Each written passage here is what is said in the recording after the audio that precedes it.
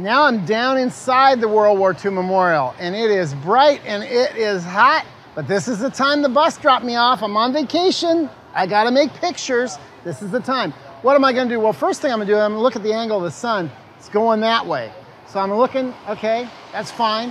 And I'm in this big, beautiful stage of sorts. It's very monochromatic here. What am I gonna do? Well, I'm gonna wait for players to appear. Of course, thousands and thousands of people come here per day. It's summertime. This is actually quite a wonderful time to shoot in a way. True, it's not as subtle as you'd have at dawn or dusk, but the place is a lot more empty then. So this is the time to really see the dance of life. Thousands and thousands of tourists here. They're all wearing colorful outfits, or a lot of them are.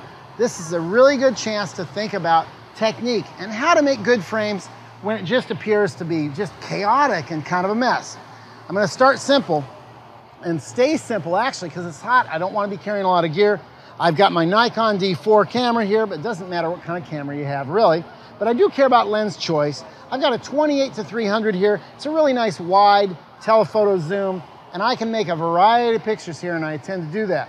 Now, the first technique I want to talk about here is when you're faced with a lot of sun, is that when you're going to use an aperture that's wide open, a big hole in your lens like f2.8? Nope, it's too bright.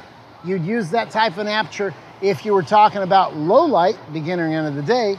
But right now, with the sun beating down, I'm gonna use a very small aperture, f22, tiny hole in the lens.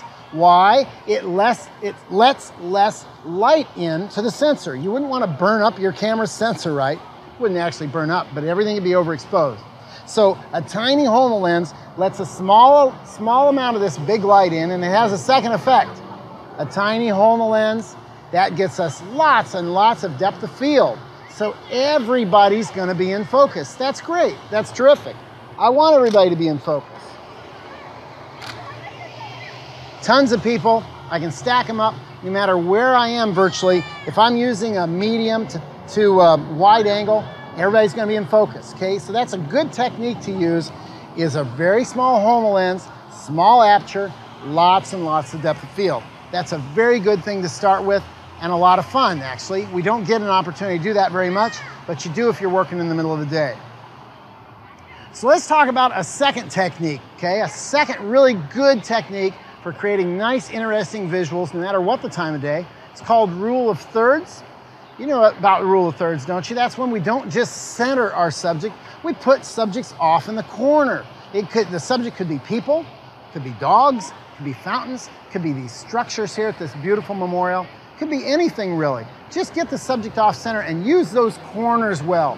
You don't have to have every corner filled, but we like to think of the frame, if you were to divide it up in a grid pattern, you'd have little power points, little points around the frame at the intersections of these lines. That kind of divides the frame up into thirds or even into smaller pieces, and it just gives us a reason or a mechanism mentally to get the subject off center and still make the eye wander about. So I'm sure you've noticed this lovely lady back here. This is actually a friend of mine named Claire, and she is dressed to the nines and she's in very vibrant colors. We're gonna do a little bit of rule of thirds with her. Claire, turn on around here for the folks. Okay, stay right there. Now, Claire's got a lot of sun on her. Of course, she's using an umbrella, but I can't see the colors. So Claire, go ahead and put the umbrella down, set it right there. And let's get the purse on the ground too. And that way we have some more color around her. Perfect. Now just stand there, smile. That's all right. Now, it's fine like this, but there's a couple things we can do to improve. Number one, I'm not quite up high enough. I'm gonna elevate the camera. I'm gonna make the top of her head stand out against this big stage, this big monochromatic area. And I'm also gonna have Claire look into the sun. That's gonna put more sun on her face and on her clothing. So go ahead and look into the sun.